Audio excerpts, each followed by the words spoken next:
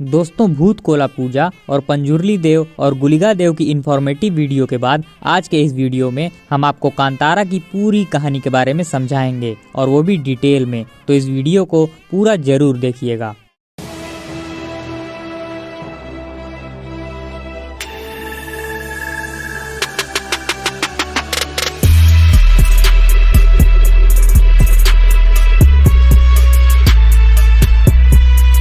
सबसे पहले आपका यह जानना जरूरी है कि आखिर इस कांतारा का अर्थ क्या है। इसका नाम कांतारा ही क्यों रखा गया है। कांतारा एक कन्नड़ शब्द है जिसका मतलब है बहुत ही भयानक और रहस्यमयी जंगल। अब जाहिर सी बात है कि फिल्म की कहानी जंगल में रहने वाले एक समुदाय पर आधारित है जो कि जंगलों और इंसानी रिश्तों पर बनाई गई है।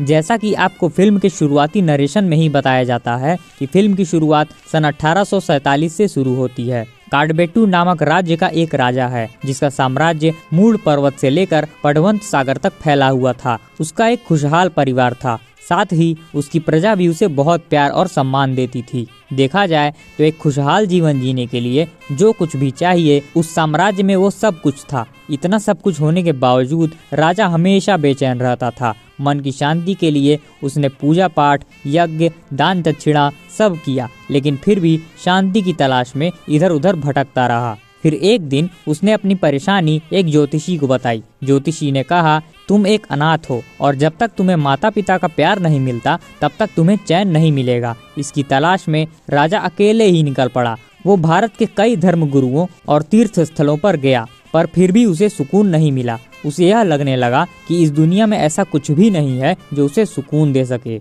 यही सब सोचते सोचते वह जंगल की ओर चला गया। जंगल में कुछ दूर चलते ही उसे एक गग्गर यानी एक तरह के घुंघरू की आवाज सुनाई देती है। वो उसी आवाज की तरफ बढ़ता चला जाता है और एक पत्थर के सामने आकर रुक जाता है और श्रद्धा से उसके सामने सिर झुकाता है, क्योंकि उसे अब वो खुशी मिल चुकी थी जिसे वो इतने वर्षों से खोज रहा था। वो खुशी माता पिता के प्यार की तरह थी। तभी वहाँ पर उस पत्थर को पूजने वाले वनवासी लोग आ जाते हैं। दरअसल वो पत्थर उनके आराध्य पंजुर्ली देव हैं। राजा उन वनवासियों से पंजुर्ली रूपी पत्थर को अपने साथ ले जाने की विनती करता है, लेकिन वनवासी मना कर देते हैं। तभी पंजुर्ली देव वहाँ के एक पुजारी के शरीर में प्रवेश कर जाते हैं, बिल्कुल उसी तरह जैसे किसी पर माता जी आ गई हो। वो खूब तेज से दहाड़ते हैं और राजा से कहते हैं, मैं सिर्फ इन वनवासियों का देव हूँ।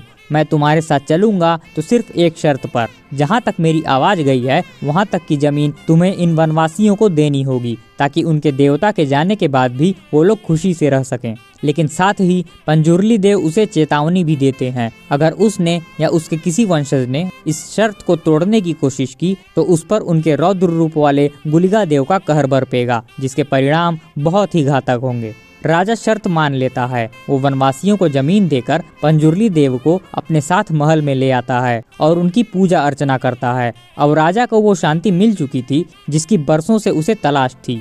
उसके बाद से राजा के वंशज इस परंपरा को निभाते चले आ रहे थे। इसके बाद कहानी सन 1970 में पहुंचती है, जहां भूत कोला के दौरान राजा का एक वंशज गांव के मुखिया को लालच आ जाता है और वो गांव वालों से जमीन छीनने की कोशिश करता है। उस समय पूजा को निभा रहे नर्तक के ऊपर पंजुर्ली देव आ जाते हैं। वो मुखिया को जमीन देने को तैयार हो जाते हैं, लेकिन सिर्फ एक शर्त पर कि वो भी उन सुख, शांति और समृद्धि को वापस करे जो इतने सालों से उसे मिली हैं।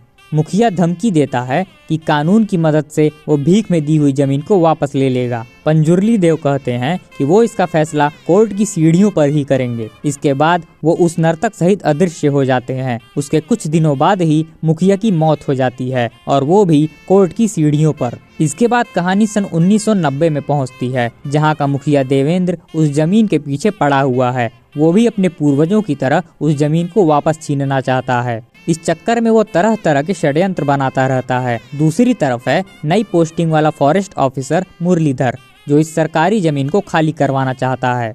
इन्हीं दोनों के बीच में फंसा हुआ है गांव का एक बेरोजगार लड़का शिवा, जो कि पंजुर्ली देव के रूप में अदृश्य हो चुके नर्तक का बेटा है। भूत कोला पूजा को रुकवाने और जमीन को खाली करवाने के लिए फॉरेस्ट ऑफिसर मुरलीधर शिवा से दुश्मनी मोल ले लेता है और वो इस केस को पर्सनली डील भी करता है। एक दिन जंगल में पेड़ काटते वक्त गलती से एक पेड़ मुरली की जीप पर गिर जाता है, जिसमें सारे पुलिस वाले घायल हो जाते हैं। अब बदले की आग में जल रहा मुरलीधर शिवा की प्रेमिका की मदद से उसे अरेस्ट कर लेता है और उसके दोस्तों सहित सबको जेल में डाल देता है। इधर शिवा की गैर मौजूदगी में गांव में बहुत बड़ा कांड हो जाता है। भूत कोला पूजा में पंजुर्ली देव की भूमिका निभाने वाले शिवा के चचेरे भाई गुरुवा की हत्या कर दी जाती है। दरअसल गांव के मुखिया देवेंद्र को भूत कोला पूजा एकदम फर्जी और अंधविश्वास लगता है। उसका मानना था कि मसाले पीसने वाले पत्थर को भगवान मानकर उसके पूर्वजों को बेवकूफ बनाया गया है। इस सिलसिले में वो गुरुवा से कहता है कि पूजा के दौरान पंजुर्ली देव के रूप में वो ये बोल दे कि जमीन गांव वालों की नहीं है बल्कि मुखिया देवेंद्र की है। इस जमीन पर उसका पूरा अधिकार है, यह उससे कोई नहीं छीन सकता। लेकिन गुरुवा यह पाप करने से मना कर देता है, जिसके बदले में देवेंद्र उसकी हत्या करके उसकी लाश को मंदिर के सामने फेंक देता है। शिवा जेल से बाहर आता है और उसे यह एहसास होता है कि वो अभी तक फॉरेस्ट ऑफिसर को ही अपना सबसे बड़ा दुश्मन समझ रहा था, जबकि असली दुश्मन तो मुखिया जी हैं। पूरे गांव वाले मुखिया जी के खिलाफ एकजुट हो जाते हैं। मुखिया भी अपनी सेना लेकर गांव खाली करवाने पहुंच जाता है। दोनों गुटों के बीच भीषण युद्ध होता है। इस युद्ध में कई गांव वाले अपनों को खो देते हैं। शिवा भी अनकॉन्शियस हो जाता है। अब चूंकि यहाँ पर हमें यह देखने को मिलता है कि बरसों पहले दिया गया वचन अब टूट चुका है, तो अब किसी भी वक्त कुछ भी अनर्थ हो सकता है। सबसे रौद्र रूप वाले गुलिगा देव शिवा के शरीर में प्रवेश कर जाते हैं और वो मुखिया देवेंद्र को उस वचन की याद दिलाते हैं जो उसके पूर्वजों ने निभाया था। इस पाप के लिए पंजुर्ली देव भले ही माफ कर देंगे, लेकिन गुलिगा देव इसकी सजा जरूर देंगे। तो यहाँ 1 मिनट के सीन में हमें वो रौद्रता देखने को मिलती है जो पूरे 100 सालों के बॉलीवुड में आज तक नहीं देखने को मिला है। गुलिगा देव अपना कहर बरपाते हैं और मुखिया देवेंद्र को मारकर गांव वालों की रक्षा करते हैं। इसके बाद अगली भूत कोला पूजा में शिवा ही नर्तक के रूप में पूजा करता है। उसके ऊपर पंजुर्ली देव आते हैं और पूरे गांव वालों को सुख, शांति और समृद्धि से रहने का आशीर्वाद देते हैं और फिर खुशी खुशी विदा हो जाते हैं। फिल्म का आखिरी सीन देखकर यही लगता है कि इसका दूसरा पार्ट भी आ सकता है, और अगर ऐसा होता है तो ये वाकई बहुत ही बड़ा और चैलेंजिंग डिसीजन होगा, क्योंकि इसके बाद हमारी उम्मीदें और भी ज्यादा बढ़ गई हैं।